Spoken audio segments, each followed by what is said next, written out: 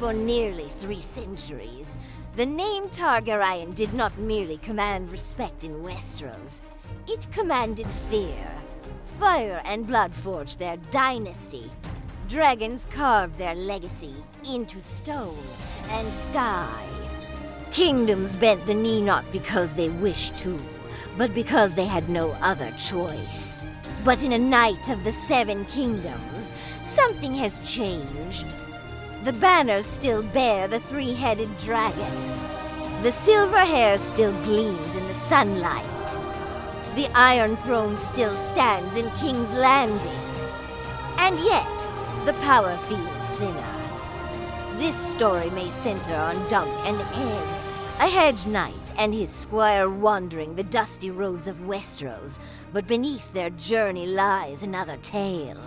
A quieter one. A more dangerous one. It is the story of a dynasty in decline. King Daeron to Targaryen rules from the Red Keep, but the show does not linger on him. Instead, we see fragments of his bloodline scattered beyond the capital. We see Baelor, honorable, dutiful, the very image of chivalric virtue. And we see Aerion, cruel, unstable, intoxicated by the memory of dragon fire. And then there is Egg, small, bold, seemingly insignificant, until episode 3 peels back the illusion and reveals the truth. The boy is no common squire. He is Aegon Targaryen, a prince of the realm, a dragon in disguise. But what kind of dragon? Because the dragons themselves are gone. During the tourney, we witness a moment that would have been unthinkable in earlier generations. Aerion, consumed by arrogance, kills his opponent's horse in cold blood during a joust. The act is brutal, petty, needless, and the crowd does not kneel in silence. They rise. The smallfolk storm the field. They shout. They throw objects at a prince of House Targaryen. One missile strikes true, knocking down Aerion's visor in a moment almost laughable, if it weren't so symbolic. Once, such defiance would have meant death by dragon fire. Now, it means embarrassment. We have seen riots before, in Game of Thrones, in House of the Dragon, but this feels different. This is not desperation born of starvation. This is boldness. This is a people no longer terrified, because there are no dragons circling overhead. When Aegon the Conqueror sailed from Dragonstone, he did not rely on diplomacy. He brought Balerion the Black Dread. He brought Vhagar. He brought Meraxes, 3 living weapons of mass destruction. The Iron Throne was not won by politics. It was won by annihilation. Dragons were the ultimate deterrent, the medieval equivalent of nuclear warheads. Obey or burn. But the dance of the dragons shattered that illusion of eternal supremacy. Targaryen fought Targaryen. Dragon fought dragon. By the end of their civil war, only 4 dragons remained alive within 20 years. Even those were gone.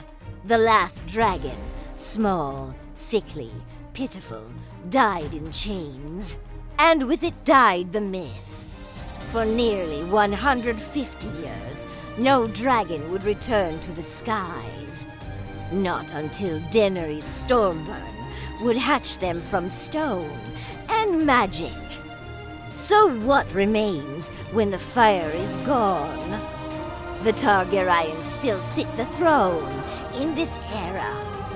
They are entrenched, politically married into powerful houses, bolstered by periods of peace, skilled at survival. But survival is not the same as supremacy. The aura of divinity, of being closer to gods than men, has cracked. Rebellions flare. Uprisings simmer. Only 13 years before Dunk and Egg's story. The realm was torn by yet another rebellion. Nobles whisper. Small folk complain openly. Raven.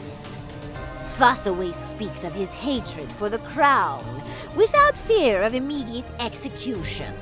That alone tells us everything. And this is where Aerion enters the tragedy. He senses the weakness. He feels the slipping grip of destiny. He is ashamed of what his house has become. So he tries to resurrect fear. He acts monstrous because he believes monsters are what once ruled the world. But he misunderstands the lesson of history. Dragons did not make the Targaryens powerful because they were cruel. They made them powerful because they were unstoppable. And Aerion, he is neither. Every tantrum, every act of brutality, every attempt to remind the realm of who they truly are only exposes the truth. House Targaryen is no longer invincible. In a night of the Seven Kingdoms, the greatest threat to the Dynasty is not rebellion. It is irrelevance.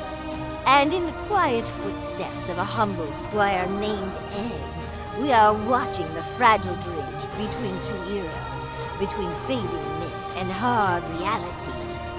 The dragons are dead. The fear is fading. And for the first time in centuries, House Targaryen must learn how to rule without fire.